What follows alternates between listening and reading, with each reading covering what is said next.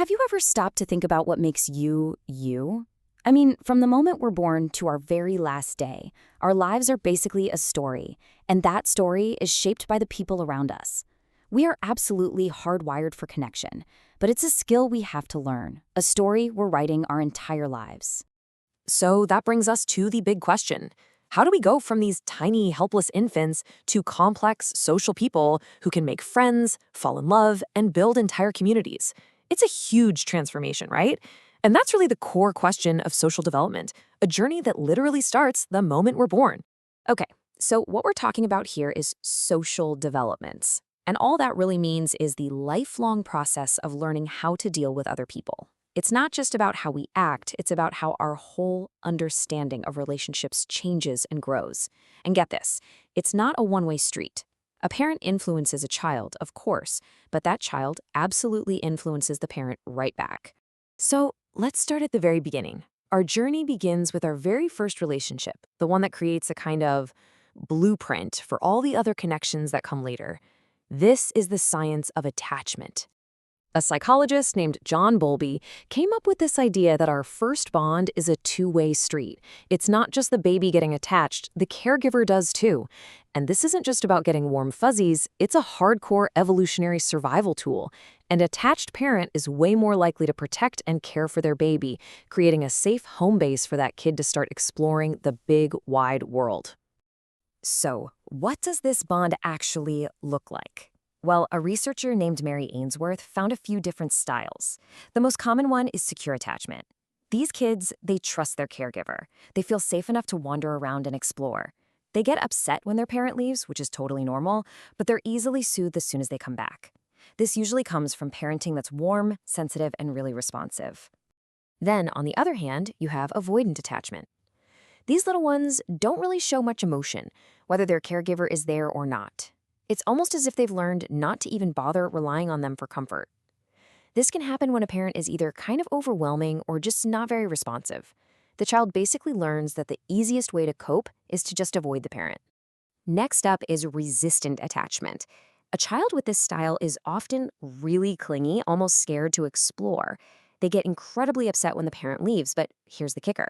They're not easily comforted when they get back. They might even get angry or push the parent away.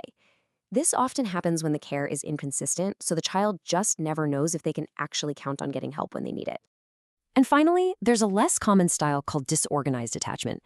And honestly, it's just what it sounds like.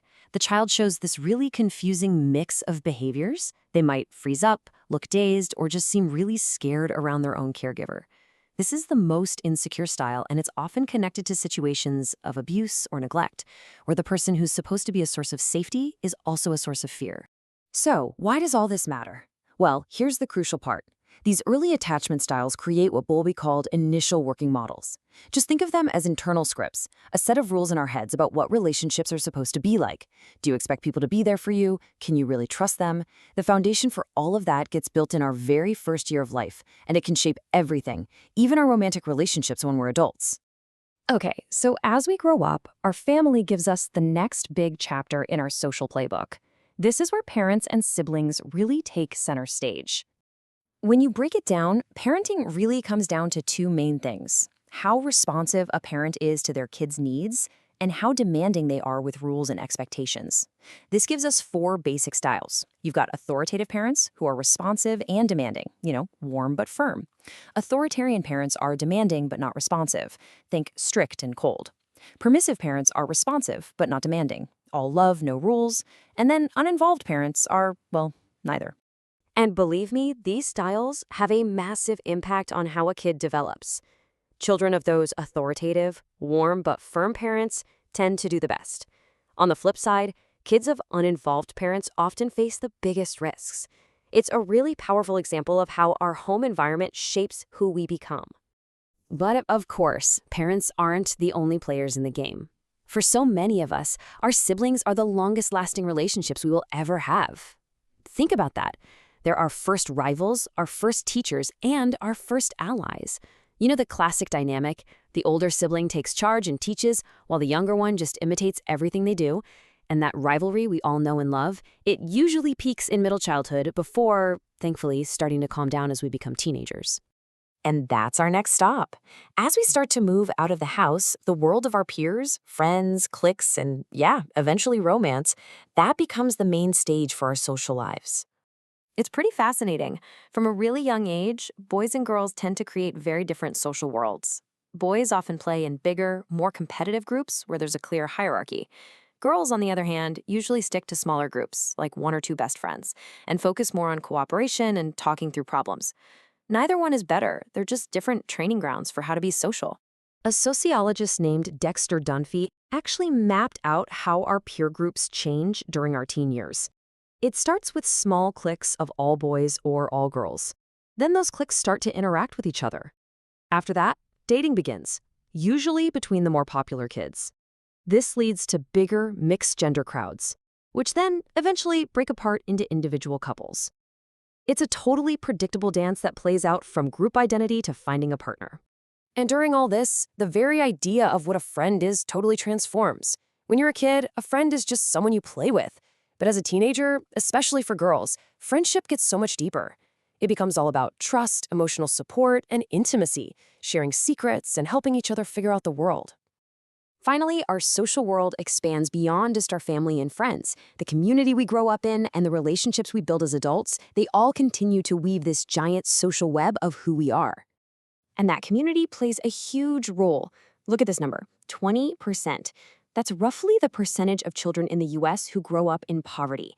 Now, this isn't just a number, it's a powerful social environment that has a huge impact on a person's development. So why does it have such a big effect? Well, research points to a few main things. Poorer neighborhoods often lack good resources like schools and social services. The financial hardship also creates a ton of stress on parents, which can sometimes lead to harsher parenting. And lastly, there's often less of that neighborhood watchfulness, fewer people looking out for each other's kids.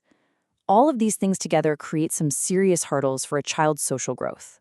But our relationships just keep changing our whole lives. When we're young adults, we're focused on careers and partners. But as we get into later life, those sibling bonds from way back in childhood often become a really important source of support all over again. The playbook is never really finished. So when you zoom out and look at the whole picture, from our very first attachment to our final connections, it becomes so clear. Our relationships don't just happen to us. In a very real way, they are us. They write the story of our lives, shaping our confidence, our expectations, our happiness. It's the story of how we become human. So it really makes you think, doesn't it? What story are you writing?